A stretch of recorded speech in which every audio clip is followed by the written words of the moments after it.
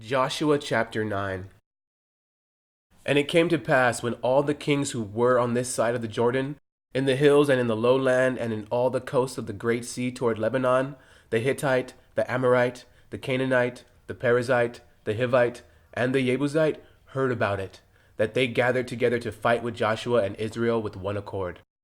But when the inhabitants of Gibeon heard what Joshua had done to Jericho and Ai, they worked craftily, and went and pretended to be ambassadors. And they took old sacks on their donkeys, old wineskins torn and mended, old and patched sandals on their feet, and old garments on themselves, and all the bread of their provisions was dry and moldy.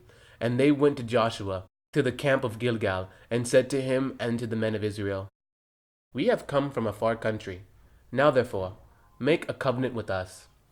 Then the men of Israel said to the Hivites, Perhaps you dwell among us, so how can we make a covenant with you? But they said to Joshua, We are your servants. And Joshua said to them, Who are you, and where do you come from? So they said to him, From a very far country your servants have come, because of the name of the Lord your God. For we have heard of his fame, and all that he did in Egypt, and all that he did to the two kings of the Amorites who were beyond the Jordan, to Sihon king of Heshbon, and Og king of Bashan, who was at Asaroth. Therefore our elders and all the inhabitants of our country spoke to us, saying, Take provisions with you for the journey, and go to meet them, and say to them, We are your servants. Now therefore, make a covenant with us. This bread of ours we took hot for our provisions from our houses on the day we departed to come to you. But now look, it is dry and moldy. And these wineskins which we filled were new, and see, they are torn. And these our garments and our sandals have become old because of the very long journey.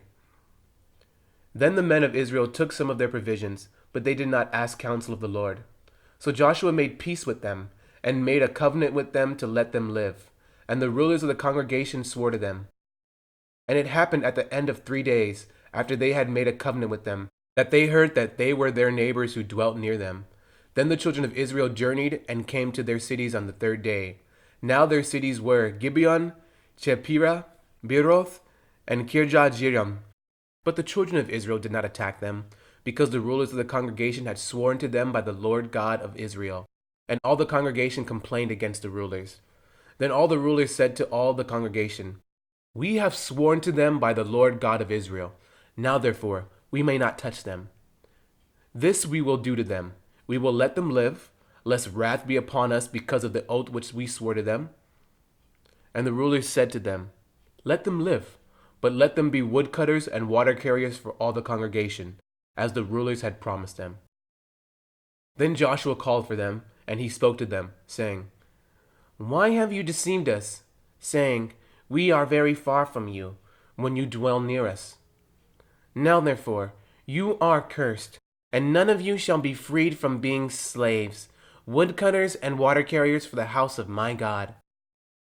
So they answered Joshua and said, Because your servants were clearly told that the Lord your God commanded his servant Moses to give you all the land, and to destroy all the inhabitants of the land from before you.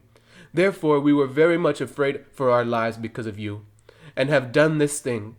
And now, here we are, in your hands. Do with us as it seems good and right to do to us. So we did to them, and delivered them out of the hand of the children of Israel, so that they did not kill them. And that day Joshua made them woodcutters and water carriers for the congregation and for the altar of the Lord, in the place which he would choose, even to this day. Joshua chapter 10. Now it came to pass, when Adoni-Zedek, king of Jerusalem, heard how Joshua had taken Ai and had utterly destroyed it, as he had done to Jericho and its king. So he had done to Ai and its king, and how the inhabitants of Gibeon had made peace with Israel and were among them, that they feared greatly, because Gibeon was a great city, like one of the royal cities, and because it was greater than Ai, and all its men were mighty. Therefore Adoni-Zedek, king of Jerusalem, sent to Hoham, king of Hebron, Piram, king of Jarmuth, Yephiah, king of Lachish, and Debir, king of Eglon, saying, Come up to me and help me, that we may attack Gibeon, for it has made peace with Joshua and with the children of Israel. Therefore the 5 kings of the Amorites, the king of Jerusalem, the king of Hebron, the king of Jarmuth, the king of Lachish, and the king of Eglon gathered together and went up, they and all their armies, and camped before Gibeon and made war against it. And the men of Gibeon sent to Joshua at the camp at Gilgal, saying, Do not forsake your servants. Come up to us quickly. Save us and help us, for all the kings of the Amorites who dwell in the mountains have gathered together against us. So Joshua ascended from Gilgal, he and all the people of war with him, and all the mighty men of valor. And the Lord said to Joshua, Do not fear them, for I have delivered them into your hand. Not a man of them shall stand before you. Joshua therefore came upon them suddenly, having marched all night from Gilgal. So the Lord routed them before Israel, killed them with a great slaughter at Gibeon, chased them along the road that goes to Beth Horon, and struck them down as far as Azekah and Makkedah. And it happened, as they fled before Israel and were on the descent of Beth Horon, that the Lord cast down large hailstones from heaven on them as far as Azekah, and they died. There were more who died from the hailstones than the children of Israel killed with the sword. Then Joshua spoke to the Lord in the day when the Lord delivered up the Amorites before the children of Israel. And he said in the sight of Israel, Sun, stand still over Gibeon, and moon in the valley of Aijalon.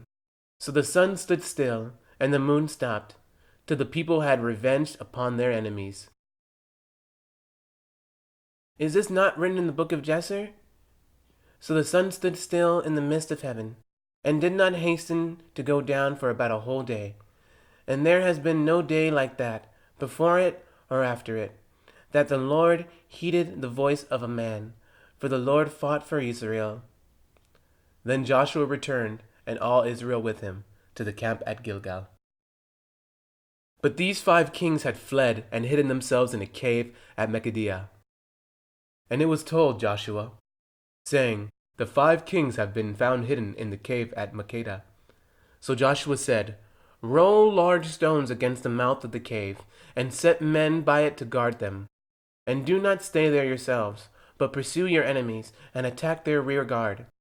Do not allow them to enter their cities, for the Lord your God has delivered them into your hand. Then it happened, while Joshua and the children of Israel made an end of slaying them with a very great slaughter, till they had finished, that those who escaped entered fortified cities, and all the people returned to the camp, to Joshua at Makkedah, in peace. No one moved his tongue against any of the children of Israel. Then Joshua said, Open the mouth of the cave, and bring out those 5 kings to me from the cave. And they did so, and brought out those 5 kings to him from the cave, the king of Jerusalem, the king of Hebron, the king of Jarmuth, the king of Lachish, and the king of Eglon. So it was, when they brought out those kings to Joshua, that Joshua called for all the men of Israel, and said to the captains of the men of war who went with him, Come near, put your feet on the necks of these kings. And they drew near and put their feet on their necks. Then Joshua said to them, Do not be afraid, nor be dismayed. Be strong and of good courage, for thus the Lord will do to all your enemies against whom you fight.